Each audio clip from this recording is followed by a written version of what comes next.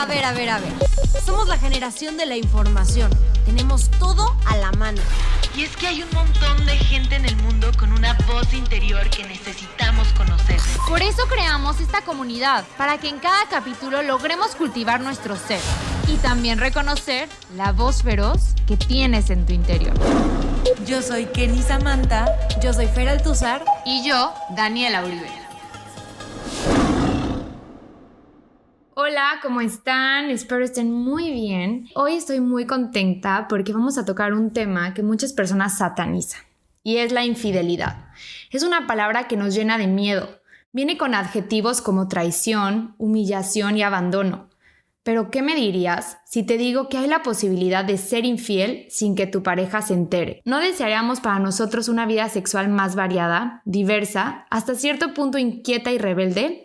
La respuesta sincera suele ser con frecuencia que sí. Por eso invitamos a Tere Díaz, psicoterapeuta y experta en abordar este tema desde una perspectiva mucho más abierta. Bienvenida, Tere.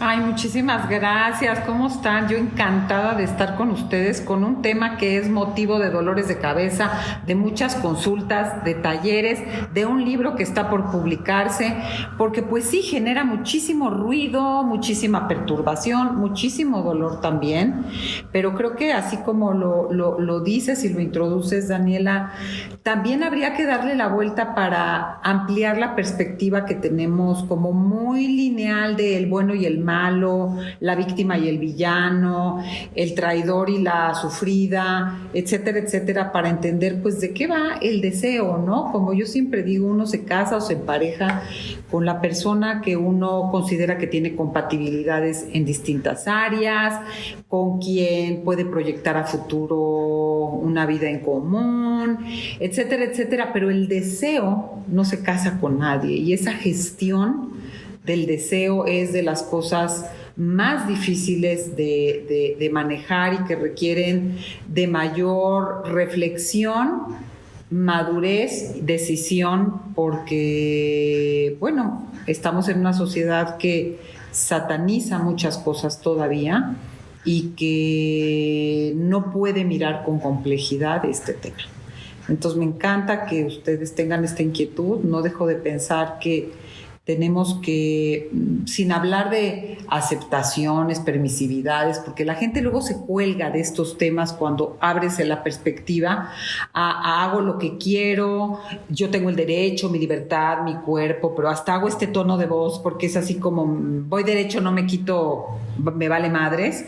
Y creo que hay una responsabilidad súper importante en las decisiones que uno toma, que nos impactan de manera personal, pero obviamente que tienen una consecuencia en la vida de otras personas que nosotros hemos elegido para acompañarnos y que hemos elegido pues amar, ¿no? Entonces no es para actuar desde una permisividad muy indulgente, acomodaticia, sino para reflexionar y tomar decisiones y hacer acuerdos que vayan en la línea de quiénes somos, de qué queremos y de cómo nos vamos a cuidar y a cuidar a los que queremos. Exacto.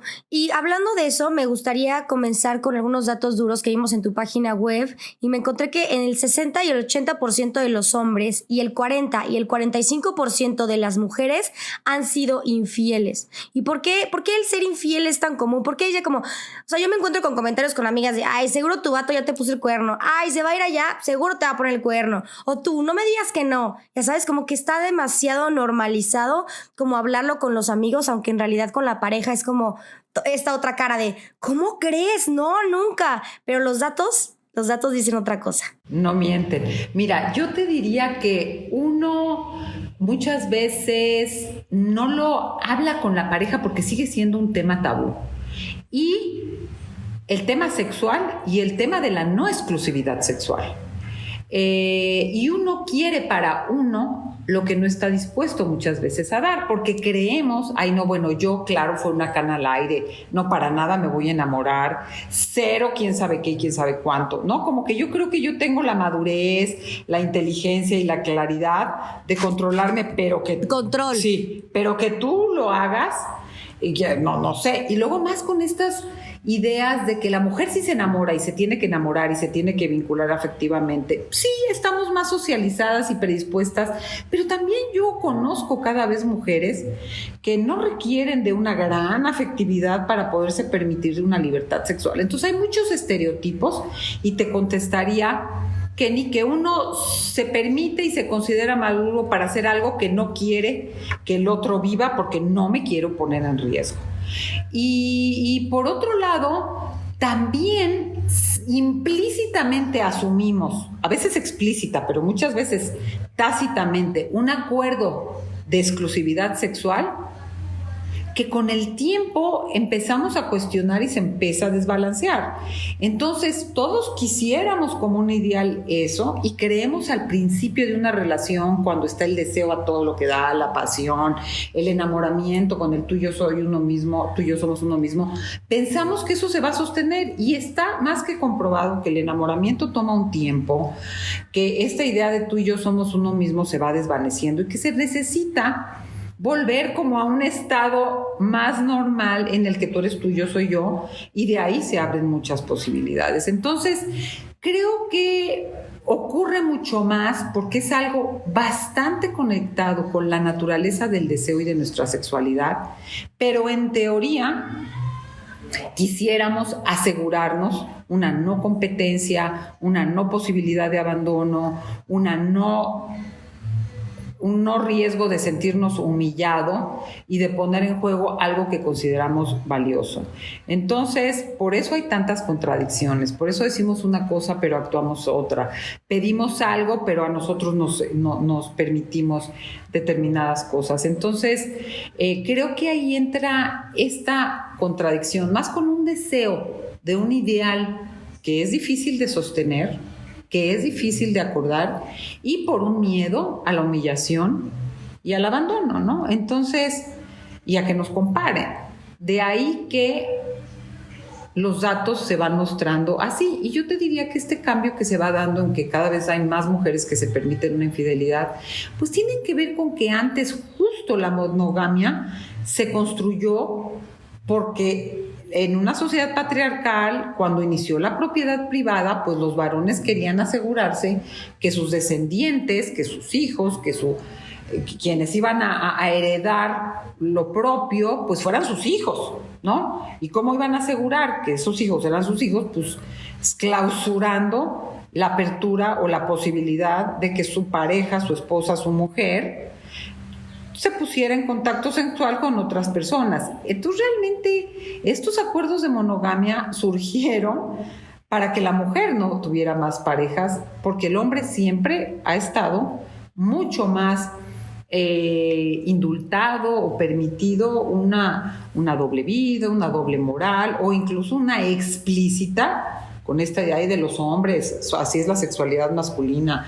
Ellos necesitan de darse por hecho que ellos pueden tener otras parejas, mientras que la mujer esa sería la famosa masculinidad tóxica, ¿no? De los hombres. Mira, yo iría más, al hablar de masculinidad tóxica, yo hablaría de muchas más violencias, ¿no? Yo creo que los hombres yo creo que están muy socializados a que ellos tienen un permiso de apertura sexual que las mujeres no tienen, históricamente.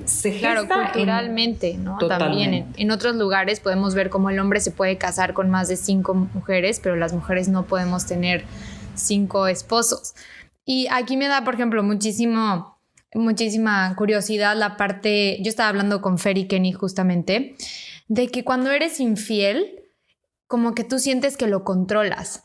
De que, ay, como tú decías, me eché una canita al aire, pero no puedo permitir que mi pareja lo sea porque no tengo el control de sus sentimientos, pero sí tengo el control de los míos. Entonces como que sientes que controlas. A lo mejor podría ser hasta como una droga, ¿no? Como esta parte de la infidelidad. Pero ahorita estás hablando de como del verdadero fundamento de una infidelidad, de una infidelidad. ¿De dónde vienen esas ganas de satisfacer esa necesidad? Como de carencias, de abandono. ¿Tú de dónde dirías? ¿De tener diferentes parejas? Ajá, como de la necesidad de ser infiel. O sea, como cuando tienes en tu matrimonio. Yo conozco, por ejemplo, personas que tienen que ser infiel.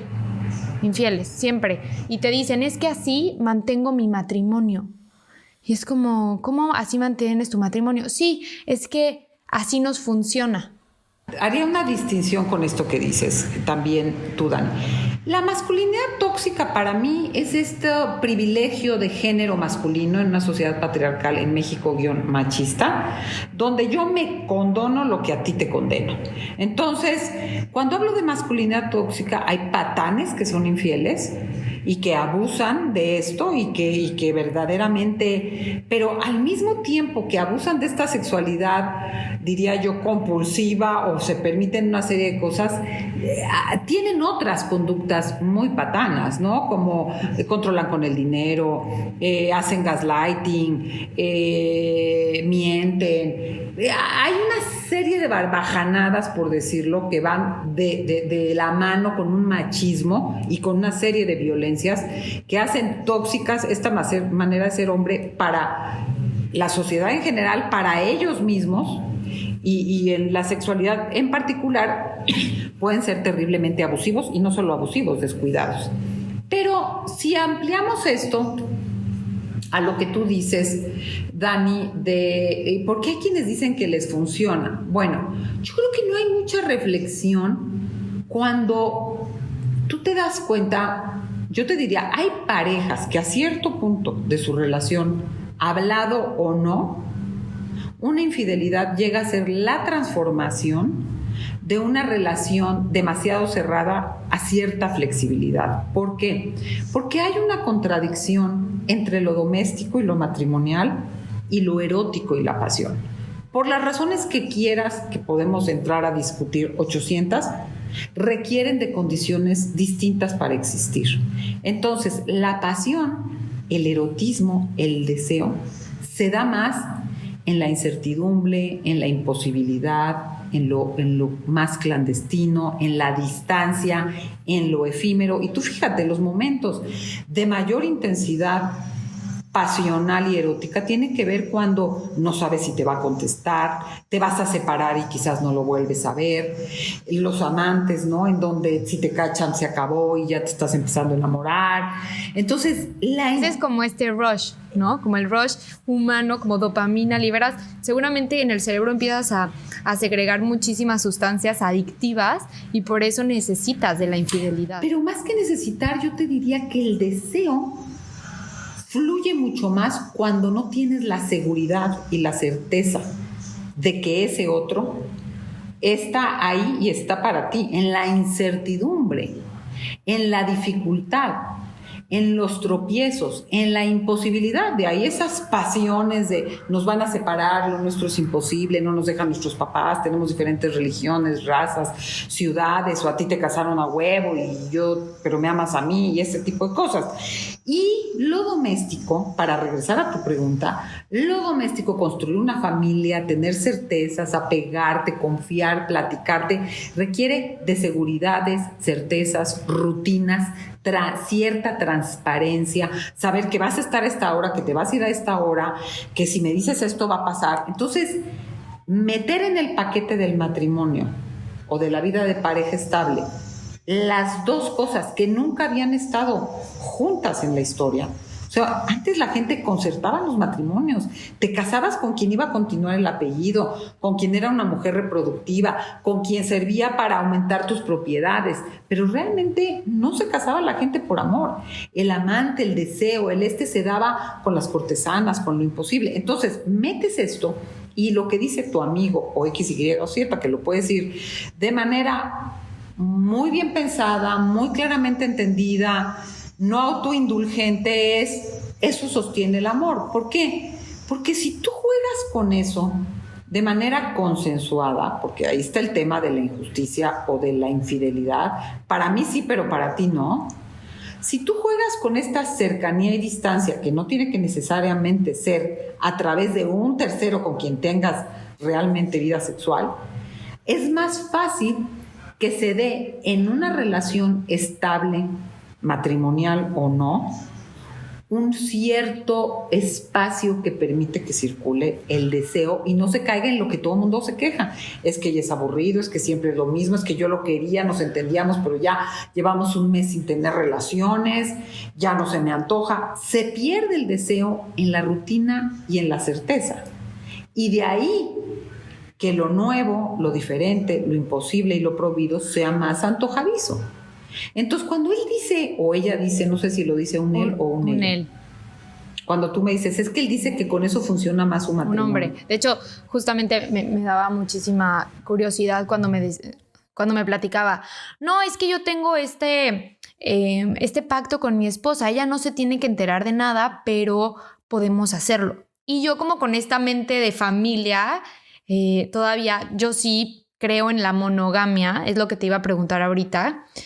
¿Qué nos puedes decir de la monogamia? Yo medio me asustaba, decía como, qué raro, cómo ahora la gente ha evolucionado su pensamiento, pero ahorita que me dices todo esto me resuena y siento que sí es una necesidad. ¿Pero tú qué piensas sobre la monogamia? Bueno, regresando a tu amigo, solo te diría que, bueno, si es un acuerdo y entiendes que a ti te funciona esa incertidumbre, ese cierto ocultamiento que te asegura que no tienes nada seguro y eso mantiene despierta la necesidad de seguirte seduciendo, de seguir siendo atractivo, porque sabes que el flujo del deseo se mueve también en otros territorios, como un acuerdo va bien.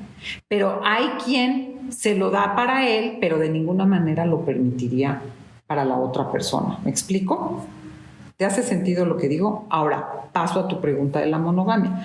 La monogamia, históricamente, biológicamente, y si te metes a estudiar, no es mucho la norma del comportamiento ni de los seres vivos en general, animales, humanos, ni de la persona humana en particular. O sea, no hay una cosa histórica de somos monógamos de naturaleza, ni antropológicamente no. Se ha convertido en un acuerdo. Y un acuerdo es algo que eliges, a lo que renuncias a ciertas cosas y eliges porque para sostener una familia, para asegurar un apego, para las razones que para evitar ciertos temores y ciertas ansiedades. A gente le funciona y lo puede sostener, pero más que decirte que es algo que se da de manera natural, son acuerdos que la gente elige y por eso es tan alto el índice de infidelidad, porque te das cuenta, yo te puedo hablar de infinidad de consultantes, pacientes, alumnos, que dicen, nunca me imaginé que me pasara esto. No la gente que naturalmente no le importa o se permite ciertos derechos, sino que creía en esta monogamia natural y al paso del tiempo tiene que lidiar con esta contradicción y esta ambivalencia de su deseo. ¿Lo hago o no lo hago? ¿A quién daña tanto? ¿Me lo permito o no? ¿Es traición o no? ¿Es traición a mí o es traición al otro? ¿Lo hago en secreto o lo pongo sobre la mesa? O sea, hablando de gente ética, responsable y que ama a su pareja. ¿Me explico? Entonces, regresando a tu pregunta, pues la monogamia es más un acuerdo que una disposición natural del ser humano. Razón por la cual tambalea tanto.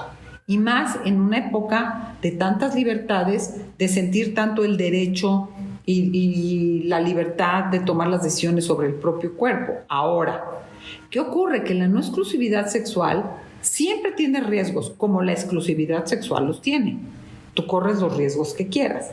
¿Por qué? Porque el sexo, el buen sexo, cuando me dice mucha gente, por ejemplo, en los domingos que tengo mi sección de verdadazos, ¿no? Que la gente pregunta y yo voy contestando en el Instagram. Oye, pero ¿se puede, amigos, sin derecho, pero si me enamoro? Bueno, pues es que si tienes buen sexo seguido con una persona y vas desarrollando un cierto apego, pues el buen sexo te puede vincular. De ahí nos construimos en la especie que somos. ¿Por qué? Porque a diferencia de muchos animales que tienen preferencias, el ser humano realmente con esta posibilidad de ser bípedo, de verse frente a frente, de empezar a copular viéndose, genera apegos, genera afectos. Entonces, cuando me hablan de los amigos con derechos, pues sí, el buen sexo vincula, y cuando alguien se enamore o pones distancia o lo haces más esporádico, pues es como cualquier droga o cigarro, pues no es lo mismo echarte 3 tragos todos los días a un trago al mes o un porrito cada cuando, que todos los días 3 veces. O sea, generas mucho más apego si estás sostenidamente consumiendo una sustancia que si no. Entonces, ¿a qué voy con esto? Que pues sí hay riesgos, pero son elecciones, son decisiones y son acuerdos. Y para mí lo central es el acuerdo.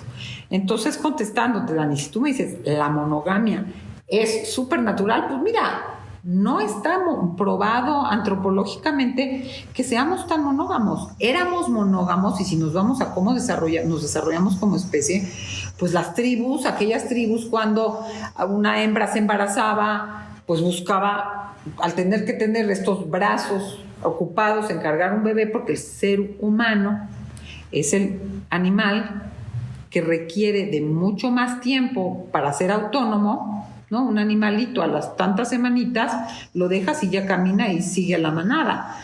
Pero un ser humano requiere de años para poder medio caminar y seguir. Entonces, si nos vamos a la época histórica de cómo nos desarrollamos como la especie que somos, una hembra necesitaba de un macho que la acompañara mientras el crío pudiera ser más o menos independiente. ¿Y eso qué eran? 3, 4 años. Y ahí el ciclo de enamoramiento, que era el que mantenía la unión, y esta certeza de que el otro iba a estar contigo, se empezaba a diluir, y cada quien, aquí se rompió una taza y cada quien con quien se le antoje. O sea, y eso siguen durando los enamoramientos hoy. No más de 3 años. O sea, es algo real, ¿no? Eso de que el enamoramiento te dura, que algunos dicen que 2 años, algunos dicen 6 meses. Y un libro que nos encanta, a Fer y a mí, es uno que se llama Sapiens, que justamente te cuenta cómo antes en las tribus, pues un hijo de una persona era hijo de todos, porque nadie pues sabía. tenían nadie sabía de quién era. Entonces era esta hermandad entre todos, porque todos los hombres eran el padre del hijo o de, o sea, la se cría acostaban de la con la embarazada. Entonces, entre la embarazada se acostaba con más. Mientras tenía el bebé en el vientre, pues tenía más papás. Entonces, pero yo creo que ni siquiera había en la embarazada. conciencia, me quiero pensar, no sé qué tan conscientes eran en un principio de que esa era la manera, cómo pensaban que se fertilizaba la mujer, ¿no? Yo creo que había una época en que pues, de repente las mujeres daban a luz, pero que era porque comían, porque dormían o porque Eso cogían. siempre es una Exacto. pregunta. Eso yo siempre me lo he preguntado. ¿Cómo empezaron a notar que el pene se introducía a la vagina? Eso se me hace loquísimo. O sea, ¿cómo? Porque pues al principio una mujer virgen pues está como súper estrecha y a lo mejor un pene nunca cabría por ahí. Entonces, ¿cómo alguien pudo forzar eso y romper esa gran brecha, ¿no? Pues, ahí sí quiero pensar pensar que de veras la fuerza de la atracción, del deseo, de la libido, de la cosa muy animal, ¿no? Claro, yo me imagino muy animal, de que por algo se me está antojando y lo hacen y como que, pues me siento bien y me está gustando. Entonces empieza a ser como, pues como todos los animales lo hacen, ¿no? O sea, tampoco te explicas muchas cosas que hacen los pájaros, incluso los más cercanos a nosotros, ¿no? Los changos, y lo hacen y pasa y sucede. Es muy Pero te agrego algo, Fer, te agrego algo. Fíjate que como especie somos la única en que las hembras dejaron de tener el periodo de celo, en donde solo se cruzan cuando están en celo. O sea, a una vaca, a una perra, o sea, no hay manera que se le monte un macho si no está en celo. así. Entonces la mujer, la hembra humana perdió el periodo de celo. Al estar paradas, sus genitales dejaron de estar expuestos, que era la claridad para los machos animales, que esos genitales estaban hinchados, rojos, ¿no? Como que era el momento, y la hembra disponible. Entonces entra el periodo de seducción. La hembra está de pie, no se ven sus genitales, pierde el periodo de celo y ella puede tener relaciones siempre cuando quiera, en celo o no. Y eso genera el apego y el gusto viéndote cara a cara por uno en particular. Y ahí es donde empieza a surgir la cosa de la pareja y del gusto por estar con alguien en particular, porque podemos coger cuando queramos, no solo cuando estoy en celo. O sea, eso es algo muy humano. Se pierde ese periodo y los seres humanos empiezan a coger por gusto y por placer, no solo por reproducción. Y no tengo la certeza, porque yo no soy bióloga, pero pues yo veo a una hembra, a una vaca que se le está echando un toro y ella está pastando, ¿no? O sea, puede seguir comiendo. Sí, simplemente se deja. Y yo creo que esta cosa del orgasmo femenino es también muy humano, ¿no? Hay una respuesta, supongo, sexual, animal, y te hablo con mucho conocimiento de causa, en donde lo permite, se le antoja, es la época de la reproducción, pero la respuesta orgásmica femenina también me parece que es bastante humana, correlacionada con el no periodo de celo. Y ahí está la cosa tan particular de la sexualidad humana, es lo que genera los apegos. O sea, tú con alguien en particular deseas y disfrutas de manera particular, y de ahí viene el apego, y de ahí la constitución de parejas y la paternidad y la cosa de acompañarte un rato. Si nos vamos al pasado, pues a esta crianza donde yo como hembra necesitaba que alguien literalmente me cuidara, mientras yo podía usar mis brazos, dejar de lactar y bajar a la criatura que caminara y ya, ¿me entiendes? Fuera uno más en la tribu. Pero de ahí el apego y de ahí la fuerza que genera la sexualidad, y de ahí el gran temor cuando no somos exclusivos sexuales, ¿no? Porque el sexo sí vincula. Y tú ves, hay grandes tragedias históricas, la guerra de Troya, que tienen que ver con amantes que pues, desarrollan esta fuerza del deseo y este gusto por estar con el otro, y atraviesan y hacen y deshacen países y naciones, ¿no? O sea, es muy interesante. Por eso, el decir es solo sexo, pues puede serlo, pero es un poco pichicato en el sentido de que el ser humano realmente transforma una sexualidad animal en algo más erótico, que es el disfrute del placer mismo, del deseo y del intercambio. Entonces, decir es puro sexo, hay mucho más que puro sexo, porque aquí vienen muchos dilemas actuales de la infidelidad. ¿Qué es infiel? O sea, es infiel. Ahora llegan parejas que te hablan de un drama de infidelidad, pero porque él dio likes y se intercambió recados y a lo mejor fotos. Exacto. Con alguien que ni conoce. Día, ¿no? Con alguien que a lo mejor ni conoce, sí. ¿Y qué es lo que hace que sea infidelidad? Y yo diría varias cosas centrales para considerarlo infidelidad. 1, hay una atracción erótica. La hay. 2, hay un secreto.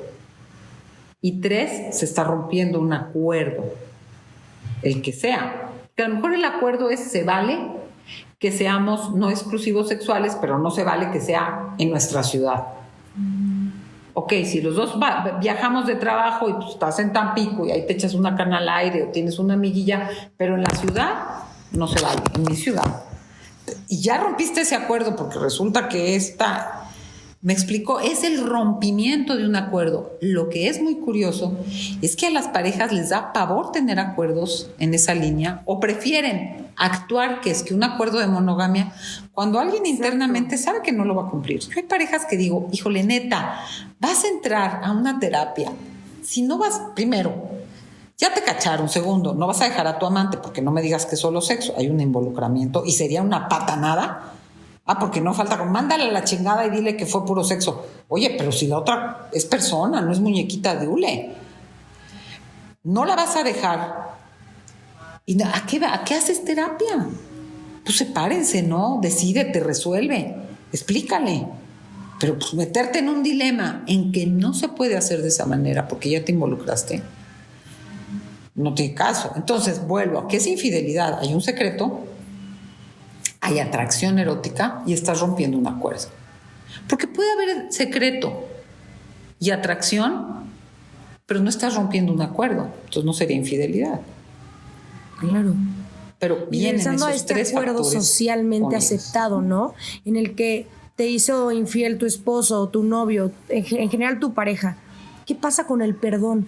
Que incluso somos juzgados, ¿no? Por perdonar a esta persona que nos puso infiel. Porque nos puso el cuerno y de repente ya vas con las amigas y le cuentas, es que me puso el cuerno, bla, bla, bla. O las amigas son incluso las que lo vieron y empiezan a decir, es que estaba con otra morra, bla, bla.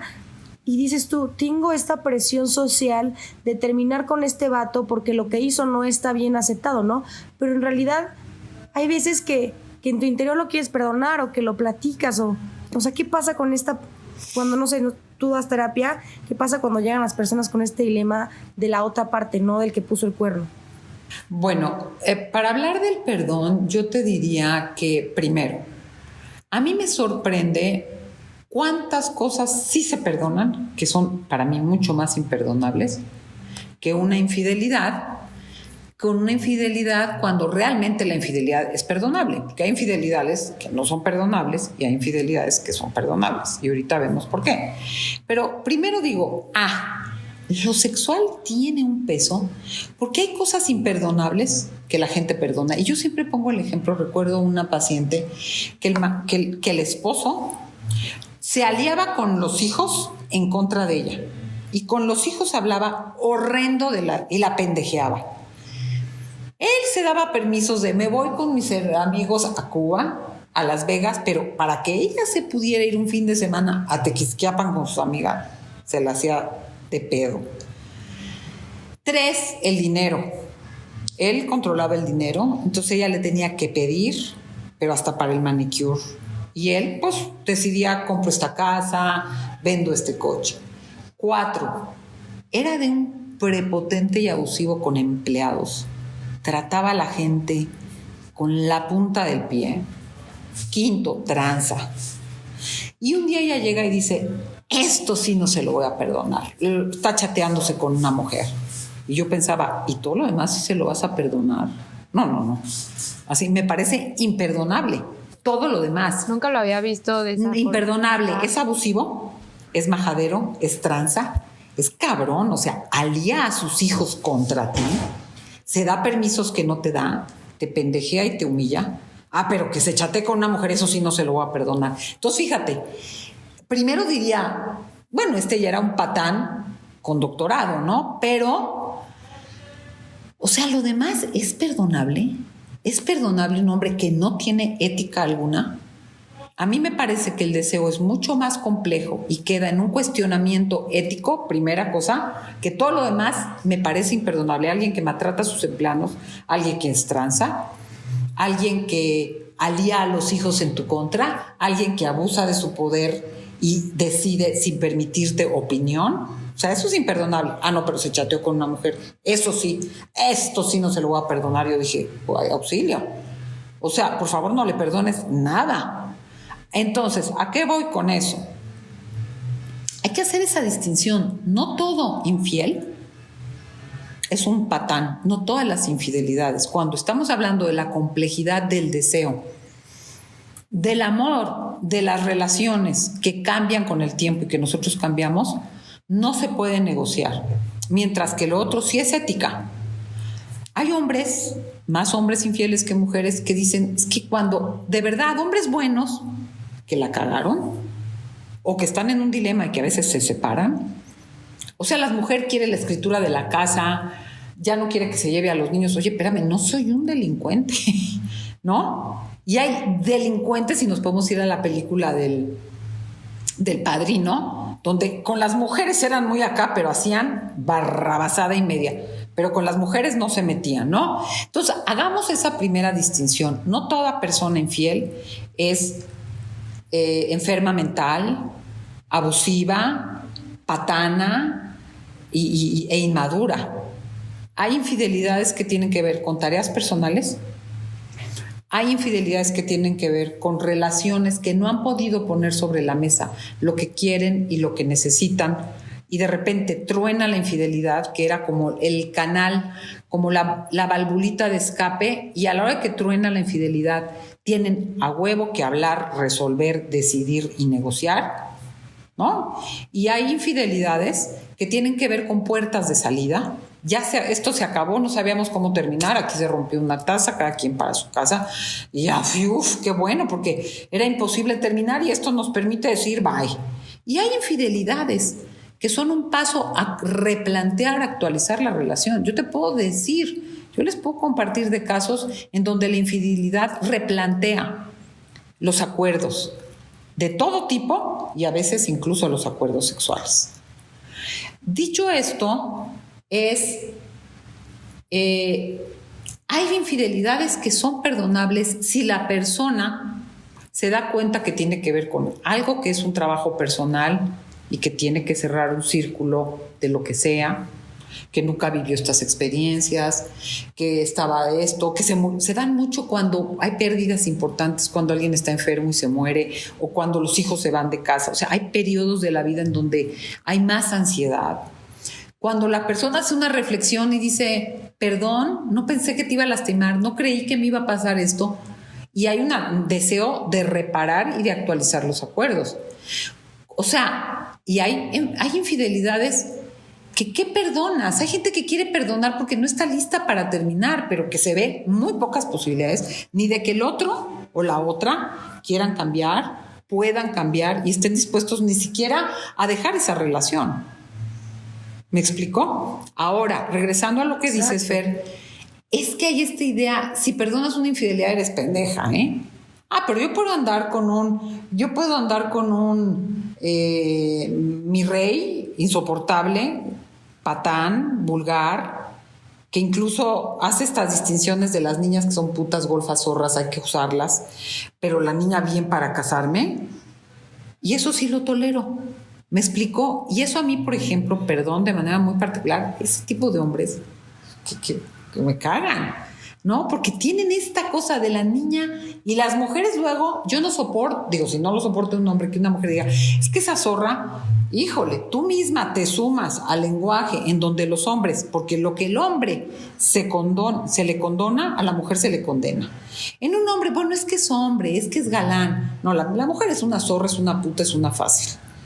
Entonces, aguas con este discurso social donde eso es imperdonable. No, es que hay cosas que son imperdonables más allá de la infidelidad. Hay que ver el caso, la razón, el conflicto, la situación de la pareja, el momento de la persona y el deseo de cuestionarse y reparar y actualizar el acuerdo.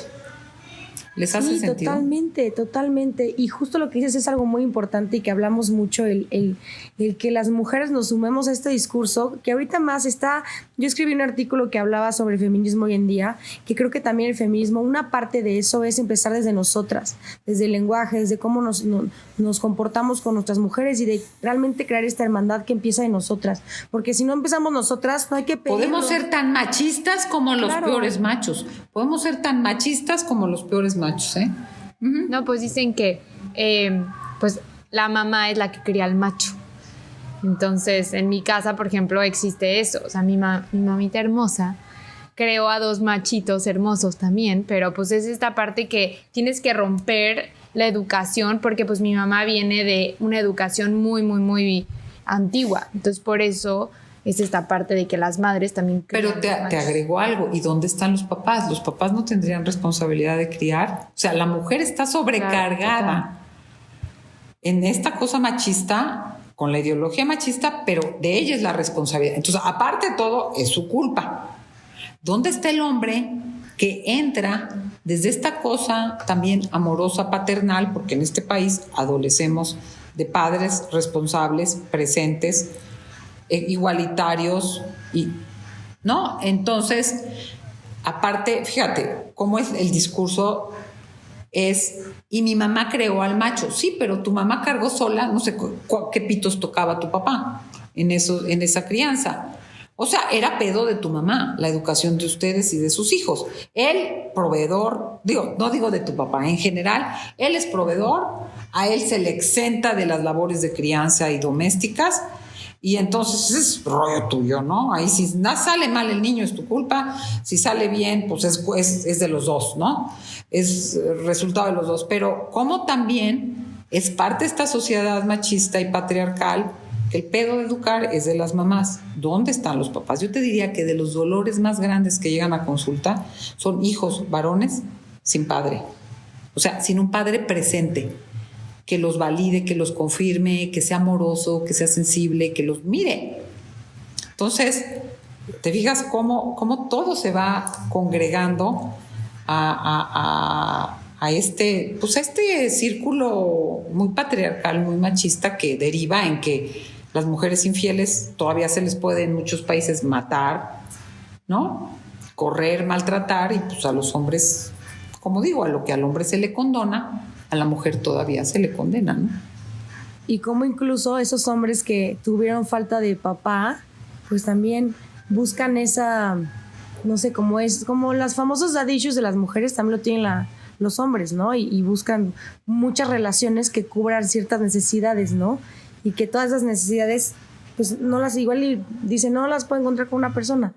Y empiezan a buscar entre muchos. Sí, bueno, es que esto, Fer, yo creo que, yo diría dos cosas. A mí me encanta cómo lo plantea Esther Perel en su libro de Inteligencia Erótica, que dice: hoy le pedimos a una persona lo que antes nos daba toda una tribu, ¿no? Porque con este nuevo concepto del amor y la pareja te da toda la identidad, y es tu amor, tu cómplice y todo, como dice Mario Benedetti, y es el mejor papá, pero el gran amante, pero un buen conversador, pero con quien juegas tenis, pero con quien haces planes de viaje, pero quien te escucha, y además con quien vas a poner un negocio. Híjole, pues ¿sabes qué? No, eso no existe. Antes te casabas con alguien, criabas a los hijos con alguien, te divertías con alguien, te enamorabas de alguien, y las mejores cogidas las tenías con otro alguien, ¿no? Entonces, ahora se trata de que una persona te tiene... Es imposible. Es imposible. Por un lado, esa es una realidad de la pareja actual. Hasta me siento como relief, o sea, como que estas creencias que teníamos, que te encasillan tanto, te abruman muchísimo, y ahorita que tú me lo estás diciendo, ya quiero ir a platicar con mi novio, ya sabes. Es que es otra cosa. ¿Cómo? O sea, uno necesita tener espacios. Yo siempre digo, pues perdón, el amor es delicioso, pero no puede ser tu único proyecto de vida, y las mujeres estamos súper educadas para que... Yo oigo a chavas jóvenes... Sí, pues como que se entretienen, medio trabajan, pero de veras, el tema alrededor de sus cafés, comidas, es que si se va a casar, la que ya se casó, la que no tiene novio es un gran issue, a ver a quién le presentamos, pobre nadie lo pela. O sea, hay una cosa obsesiva alrededor de la identidad a través del amor, que es cañona, ¿no? Y por otro lado, una sobrecarga a una pareja que no da para tanto. Entonces, ¿cómo hacemos esta transformación para que algo que se está transformando socialmente, que es esta... Porque te voy a decir, vivimos infinidad de años, que antes pues las parejas a los 40, 50 ya había posibilidad de que alguien partiera de esta tierra. Ahora, antes te digo la edad de mis abuelos, o sea, mi abuelo murió a los 60. Ya era así como que un viejito. Todavía mi abuela le sobrevivió 30 años.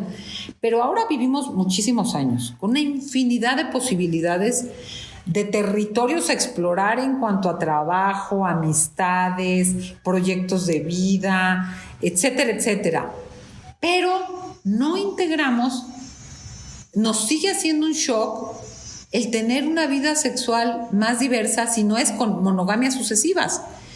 Y el otro día escuchaba justo a Esther Perel que decía, en Estados Unidos nos escandaliza menos una esposa que tiene, o una persona que tiene 6 matrimonios, a un ser que perdona una infidelidad y dura otros 15 años con la misma persona.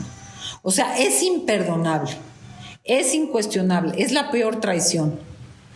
Pero casarte 6 veces, que perdón, qué hueva, es mejor a la indignación. O sea, ¿qué pedo con lo que entendemos sobre la sexualidad y el comportamiento del deseo? Oye, si perdonas a alguien que falló en esto, el otro, ¿no puede ser este tema de la sexualidad más abierto, cuestionable, negociable y entendido como esto pasa. Mira, hay un hombre, a mí me gusta mucho, él es un hombre gay, se llama David Savage, que lleva casado no sé cuántos años con su pareja, y dice, nosotros somos monógamish. No sabía cómo, no monógamos, sino monógamish. Es decir, ni somos relación abierta, ni somos poliamorosos, ni somos swingers, pero sabemos que en la vida puede haber alguna experiencia extra que no queremos saber, que no nos interesa, que hay una honestidad de que si está poniendo en riesgo nuestra relación. Puede pasar, pero eso no es motivo para que terminemos como pareja. O sea, evitamos, no buscamos, no son acuerdos de apertura, pero sabemos, no es como si yo diario como, desayuno y ceno aquí. Oye, pero que yo un día cene no sé dónde, o me echo un juguito en no sé dónde, no quiere decir que a mí no me gusta comer en mi casa, o que no me gusta la comida en mi casa, o que ya nunca voy a comer en mi casa, o que te traicioné porque me eché un espagueti no sé dónde, que eso quiere decir que tu sopa de tortillas es de asco. Pareciera trivial la metáfora, pero él hace este planteamiento como eso pasa, nos va a pasar en la historia de nuestra vida. ¿Cómo lo entendemos? Para no interpretar como eres el más asqueroso, y cómo lo manejamos. Ahora, el que se la vive mintiendo, el que ya no quiere estar pero no sabe decirte cómo, el que es, me acabo de enterar de un caso, pues él es bisexual, ¿por qué no? Nunca le dijo a ella, pero no solo nunca le dijo, tuvo relaciones con los otros hombres, pero no solo eso, no se cuidó y ya resulta que tiene VIH y ahora, o sea, ¿qué? Pues, ¿qué abuso es ese? O sea, no hay ningún problema en ser bisexual, pero casarte y no decirle a tu pareja, pero no solo no decirle, darte el permiso de ser infiel, pero no solo eso, sin cuidarte, o sea, es una patanada. Me encanta cómo pensaste mucho, una patanada y muchas otras cosas, una falta de respeto. Es que iba a ser es un descuido, un abuso. Es que es un abuso. Es que para mí una patanada es un abuso. O sea, tú tienes todo el derecho a ser bisexual, trisexual, lo que quieras, a elegir la vida sexual que quieras, pero no engañes. Si la otra persona no quiere, no puede, no lo acepta, así como te digo que conozco parejas con casos de esa complejidad que tienen sus acuerdos y que está bien o no está bien, o los van actualizando, porque las parejas que duran son las que actualizan los acuerdos. Pero el tabú que hay en torno a la vida sexual y el asumir que todos somos monógamos y a que si yo abro un poco la relación que es amenazante, me muero. Pero hay gente que, como yo digo, si no eres y no puedes cumplir un acuerdo monógamo, pues no mientas, ¿no? Habrá quien esté de acuerdo en cierta apertura sexual, cuestiónalo. Claro. Tere, muchísimas gracias. Yo creo que esto de las relaciones son uno de los grandes misterios humanos. Digo, nos relacionamos con todo el momento de nuestra vida, todo el tiempo, con todas las personas, y aún así no logramos entenderlo. Por eso es un tema que interesa tanto, porque engloba muchísimas cuestiones que incluso experimentamos y nos da miedo, no los experimentamos. Pero, en fin, habrá mucho de qué platicar. Espero que no sea la primera. Y en verdad, muchísimas gracias por tu tiempo. Nos quedamos encantados con esta conversación de infidelidad que creo que deberíamos de hablarla más. Tú tienes tus cursos. ¿Dónde pueden inscribirse a tus cursos? Porque yo sé que después de esto van a surgir todavía más dudas. Mira, yo los invito a que entren a mi página web, que es terediaz.com. Ahí hay muchos cursos online, hay muchos cursos Zoom, hay muchos blogs que hablan sobre esto. He escrito bastante sobre esto y estoy contenta porque finalmente mi libro de infidelidad está próximo a publicarse. Va a salir el año que entra. Entonces, creo que por otro lado hay un equipo de terapeutas en el 15570199. Trabajo con un equipo de terapeutas especializados en pareja que yo siempre digo, híjole, cuando van a trabajar el tema de sexualidad y de infidelidad y de no exclusividad, por favor, busquen a una especialista que sepa de las complejidades y de las contradicciones de la vida de pareja, porque si no te dejan unos retos que son imposibles, como cuando vas con un nutriólogo y te dice come 3 lechugas al día. No, perdón, pues eso no se puede, no existe. Entonces piden unas cosas, digo, no tienen ni idea de lo que es el deseo y del amor, y como mucha gente le teme a eso, no lo sabe manejar. Entonces, si me buscan en terediapus.com, que es mi página web, en mis redes sociales, en Instagram estoy en @terediasendra, en Facebook estoy en Teredia Psicoterapeuta. Entonces, ahí encontrarán infinidad de información sobre estos temas y otros muchos más. Ay, Tere, pues yo ya no espero por poder meterme. Me quedo con muchas preguntas más. Espero, como dice Fer, no sea la última vez, porque siento que es un tema que tocamos la punta del iceberg, porque es tan complejo, pero nos diste toda una visión muy completa. Y pues nada, muchísimas gracias por tu tiempo y por estar aquí. Gracias a ustedes por considerarme y gracias a todos los que las escuchan para que abran un poquito, porque yo creo en esta transformación social a través de la integración de nuevas posibilidades que nos tumben prejuicios y generen mayor conciencia. Muchas gracias. A mí me pueden encontrar como @DaniUribeDíaz. Y a mí me pueden encontrar en redes sociales como @feraltuzar, y recuerden seguirnos en nuestras redes sociales de Voz Feroz, en Instagram, en Twitter, en Facebook, en YouTube, con este nuevo formato de video, y en Twitter. En todos lados estamos como Voz Feroz, así que no hay pretexto, capítulo nuevo cada domingo en Spotify y Apple Music. Bye bye. Bye bye. Voz Feroz.